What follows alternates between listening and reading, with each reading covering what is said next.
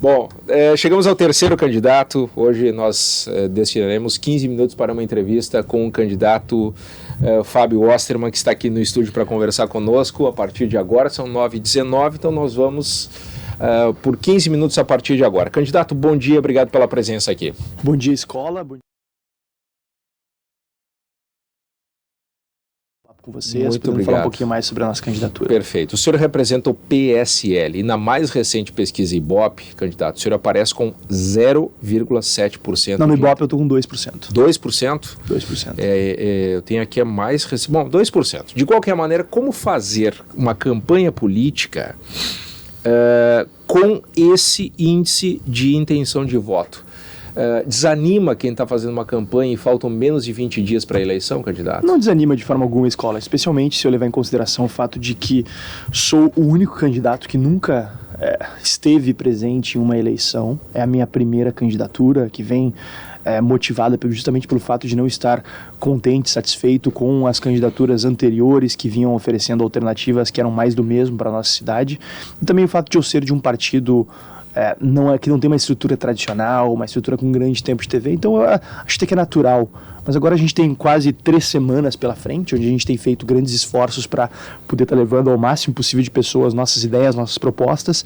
Então, estou confiante de que essas intenções de voto tendem a aumentar e ainda assim, o eleitor porto-alegrense, enfim, o eleitor em geral, acho que deve valorizar muito seu voto e não se deixar também que uma pesquisa defina em quem vai votar, né? Porque o voto é uma ferramenta fundamental em um momento único em que a gente tem a oportunidade de dar o nosso recado nas urnas, de dizer se a gente está contente com o que está aí, se a gente quer prestigiar alternativas, que de alternativas na verdade tem muito pouco, que são mais do mesmo, ou se a gente quer realmente dar o nosso recado de que, olha, existem ideias, existem propostas que podem fazer a diferença para a nossa realidade e elas merecem ser prestigiadas. Rosane. Bom, candidato, o senhor é o mais liberal entre os candidatos a prefeito de Porto Alegre e tem defendido, por exemplo, que a Carris não deva receber o subsídio de 50 milhões anuais que recebe, que o DEMAI e o DEP, enfim, que essas outras autarquias da prefeitura tenham um outro rumo. O senhor poderia explicar como é que funcionaria, na sua avaliação, um modelo ideal de gestão em Porto Alegre para essas áreas que hoje são tocadas pela prefeitura? Claro, um dos grandes problemas da gestão pública municipal é o fato de que a prefeitura ela tem uma estrutura excessivamente inchada, excessivamente hipertrofiada. A prefeitura de Porto Alegre conta hoje com uma quantidade absurda de secretarias, 34 secretarias ou órgãos com status de secretaria, e é claro que nenhum gestor público, por melhor que fosse, conseguiria ter uma gestão eficiente, uma gestão adequada de uma quantidade tão grande de prioridades. E, a rigor, quem tem 34 prioridades, seja uma organização empresarial, uma organização social, uma organização política, quem tem 34 prioridades, na verdade não tem nenhuma prioridade. É isso que a gente vê na prática na Prefeitura de Porto Alegre. A Prefeitura acabou crescendo excessivamente para contemplar os diversos interesses com os quais ela julgou que precisava negociar para compor maioria na Câmara e acabou gerando esse mastodonte, esse monstro que concentra privilégios, que acumula ineficiências e acaba esquecendo de quem mais precisa na nossa cidade. Então, nossa ideia é justamente diminuir o número de secretarias, reduzir gastos, privatizar empresas públicas, incorporar funções prestadas hoje por autarquias, que acabam tendo uma estrutura muito grande, muito onerosa, em secretarias, e aí a nossa ideia é de reduzir para 6 macro-secretarias que fariam o trabalho de gerenciamento das principais pastas da prefeitura, e a partir daí, de uma estrutura mais enxuta, a gente espera trabalhar com mais transparência, com mais eficiência e, claro, atendendo melhor o cidadão porto-alegrense. Como é que seria essa divisão de secretarias, candidato? Quais são as 6 macro-áreas que deveriam ter um secretário absorvendo tudo que a administração municipal faz? Essas 6 secretarias seriam a Secretaria de Gestão, a Secretaria de Educação, a Secretaria de Saúde, a Secretaria de Segurança Pública, Secretaria de Desenvolvimento e a Secretaria de Urbanismo e Mobilidade. Carolina Bahia. Candidato, bom dia. Bom dia. Uma proposta sua que me chamou a atenção com relação à rede pública municipal de ensino, que tem uma relação direta, todos os municípios têm uma relação direta aqui com o Ministério da Educação, por meio de parcerias, de programas, de repasse de recursos. A proposta que eu vi com relação à sua candidatura é da extinção ou redução da rede municipal de ensino. Como é que funcionaria isso e por que seria mais vantajoso extinguir a rede municipal de ensino e comprar vagas na rede privada? Carolina, eu te agradeço pela pergunta e até a oportunidade de esclarecer que minha proposta não é de forma alguma extinguir a rede municipal de ensino. De forma alguma, eu nunca propus isso e quem quiser e tiver a oportunidade de dar uma olhada no nosso programa, no meu site em fabio17.com.br, vai encontrar lá, ou melhor, não vai encontrar lá qualquer proposta de extinção da rede municipal de ensino. Na verdade, a nossa proposta é atender, inclusive, uma demanda histórica dos professores do nosso município, que é reduzir a quantidade de alunos por sala de aula. E como é que a gente faz isso? Bom, a gente tem um projeto de estabelecer um plano piloto para a concessão de bolsas de estudos na rede privada de ensino de Porto Alegre para alunos selecionados e, claro, cadastrados previamente, voluntariamente, a partir da manifestação de vontade dos seus pais e que têm a oportunidade de estudar em escolas privadas e, a partir daí, a gente gerar uma maior concorrência, não só de qualidade de serviço, mas também de boas práticas na gestão e para que a gente possa também oportunizar essas crianças de baixa renda o acesso a uma rede social, a um capital social mais elevado que vai, inclusive, ampliar suas oportunidades na vida. Mas de onde tiraria o dinheiro para comprar as vagas na iniciativa privada, considerando-se a situação das finanças da prefeitura? A concessão dessas bolsas para 1.700 crianças por ano custaria o equivalente a 5% da conta de investimentos da prefeitura. E, de qualquer forma, a gente já está buscando discutir com entidades parceiras a viabilização, inclusive, de apoios do terceiro setor a isso. Existem, enfim, diversas organizações mundo afora que promovem a melhoria da educação. Então, creio que um projeto inovador, um projeto piloto que visa a buscar desfazer esse brete no qual se encontra a educação municipal de Porto Alegre teria um apelo muito forte frente a essas entidades que se preocupam de fato com a educação, porque o problema em Porto Alegre nós temos um problema na educação que precisa ser confrontado de maneira objetiva. Nós temos salários acima da média, especialmente se a gente considerar o ensino estadual.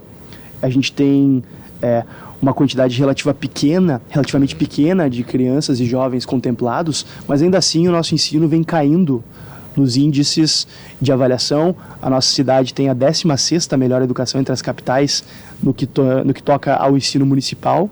Ou seja, a gente precisa descobrir o que está sendo feito de errado e buscar alternativas para melhorar isso. Sim, candidato, qual é o seu entendimento sobre o papel da EPTC? O senhor disse que dessas 6 macrosecretarias, uma seria de urbanismo e mobilidade. A EPTC, pelo seu entendimento, tem que ser parte de uma secretaria maior, tem que ser um órgão independente. O que vocês imaginam? Qual é a sua ideia para a EPTC? A EPTC seria um dos órgãos incorporados à Secretaria de Urbanismo e Mobilidade, justamente. A gente acha que a estrutura da EPTC hoje se tornou muito grande e muito onerosa e, consequentemente, acabou, em certos momentos, sucumbindo a uma lógica mais arrecadatória do que fiscalizatória ou educativa mesmo, como a gente acredita que deveria ser pela natureza de uma instituição. Mas isso o senhor acha que é política de governo ou é um entendimento da estrutura que se criou e aí dentro dela tem essa lógica que o senhor fala? Nós temos os mesmos partidos governando há 12 anos, então é difícil até destrinchar o que é política de governo ou o que é uma cultura organizacional da empresa nesse momento, né? Mas o fato é que a gente precisa também rever a forma como a EPTC se relaciona com as instituições e se relaciona com o porto-alegrense, de forma urgente. Em relação, secretário, o senhor tem sido... Candidato, desculpe, o senhor falou em secretarias, eu chamei secretário. Em relação ao licenciamento de projetos e também ao Uber, que é um dos temas que os nossos ouvintes aqui mais perguntam, tá? O senhor tem sido um defensor do Uber, mas eu lhe pergunto, qual seria a condição de funcionamento do Uber ideal em Porto Alegre, na sua opinião, para que não se tenha uma concorrência desleal com os táxis? É pagando imposto, é pagando as taxas que os táxis pagam ou é liberando geral? Olha, muito se fala que muito se defende uma regulamentação do Uber, mas o fato é que o Uber já é regulamentado. E ele é regulamentado da forma mais efetiva, mais eficiente e mais justa que pode existir, que é por meio do controle do seu próprio consumidor. Tá, mas que imposto ele paga? Hoje ele não paga imposto e eu acredito que deveria pagar o ISS, assim como todo prestador de serviços. Mas eu sou contra a cobrança dessa taxa que a prefeitura quer impor ao Uber, porque, claro, essa taxa vai ser repassada ao consumidor. Acho que a gente não pode pensar em submeter o Uber ao mesmo grau de regulação que os táxis. A gente deve, na verdade, buscar liberar os táxis da mesma forma como o Uber deve ser liberado. Acho que essa deve ser a perspectiva regulatória. Deixa eu lhe perguntar, candidato, se eu quisesse abrir uma floricultura, tá, em Porto Alegre, eu poderia simplesmente botar uma banca da esquina e sair vendendo flores? Poderia obter um licenciamento muito rápido da prefeitura sob a minha administração, porque eu quero justamente mudar isso também. Eu quero mudar essa espécie de presunção de má-fé que a prefeitura tem em relação ao empreendedor hoje na nossa cidade, demorando dias, semanas, meses, geralmente, para permitir o licenciamento, permitir a abertura, a obtenção de um alvará para iniciar um empreendimento. O início de um empreendimento é algo importante demais para a sociedade, ao ponto de que deve ser, sim, privilegiado em termos regulatórios. A gente deve dar licenciamentos automáticos, inclusive, para empreendimentos de baixo risco, que não importam em um licenciamento ambiental, em poluição sonora, poluição ambiental, emissão de resíduos tóxicos, nem nada do tipo, como seria o caso de uma floricultura. Então, sim, eu acho que se tu tivesses o interesse de abrir uma floricultura, botar lá as tuas flores para vender, obter um registro da prefeitura de forma ágil, em até 5 dias... Sim, mas eu pagaria o imposto, é isso? Sim. Mas um imposto justo, um imposto razoável. Menor do que é o ISS fácil hoje? Fácil de ser pago. O ISS hoje não é uma alíquota especialmente alta. Ele acaba tendo suas complexidades no seu recolhimento, no seu pagamento, que devem ser melhor examinados pela prefeitura, mas ele não tem uma alíquota especialmente alta. Candidato, num eventual segundo turno, o senhor vai apoiar quem? Quem o senhor pretende? Com quem o senhor alinha mais, ou se alinha mais entre os 9 candidatos? Olha, faltam 19 dias para as eleições. Acho que tem muita água para correr ainda e eu espero estar no segundo turno ainda. Então, esse tipo de conjectura nem passa pela minha cabeça, na verdade, ainda. É que se vê, pelo menos se comenta em redes sociais, o senhor tem um alinhamento com um dos candidatos. O senhor não vê esse alinhamento com o candidato Marquesan, não tem? Olha, eu simpatiza com ele? Eu ouço falar que eu tenho alinhamento com o Melo, com o Marquesan, daqui a pouco vão falar até que eu tenho alinhamento com a Luciana Genro. Eu não duvido que a gente tenha alinhamento em uma outra bandeira, em uma outra perspectiva. Eu tenho grandes divergências do Marquesan. Eu sou um liberal, ele é um social-democrata. Ele é apoiado pelo MBL, eu não faço a menor questão de ser apoiado pelo MBL, até porque eu conheço bem o MBL, estive lá dentro, saí do movimento. O senhor saiu por quê? Eu saí porque eu tive justamente divergências na condução, divergências em relação a esse envolvimento, na minha opinião, excessivo com a política partidária. Eu acho que o movimento social precisa ser independente, precisa ter sua integridade e seu apartidarismo acima de tudo, e não ficar fazendo campanha para político. Eu não pediria nem que fizesse para mim. Inclusive, antes de me envolver com um projeto político, antes de me filiar ao PSL e me tornar presidente estadual do PSL, eu deixei o MBL, saí do movimento. Mas, enfim, acho que o Marquesan, ele é um deputado que tem tido um histórico aguerrido lá em Brasília. Acho que ele faz um bom trabalho lá em Brasília. E imagino que os eleitores dele, que votaram em 2014 nele, também concordam comigo que ele deve seguir fazendo seu bom trabalho em Brasília. Última pergunta, Rosane. Em relação ainda a impostos, o senhor é a favor do IPTU progressivo? Acho que o IPTU que se cobra em Porto Alegre está correto dessa forma? Mudaria alguma coisa? Eu pretendo realizar um trabalho muito enfocado em reduzir despesas na prefeitura, para que a gente possa viabilizar a redução de impostos, inclusive. Eu sou contrário ao IPTU progressivo.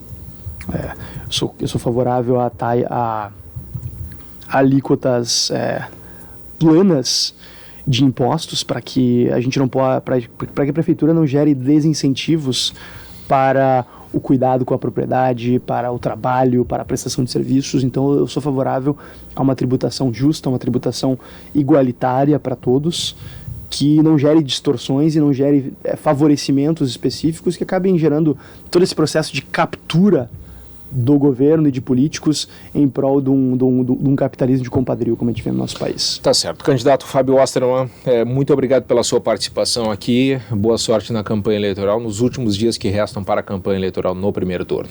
Obrigado, um bom dia para todos.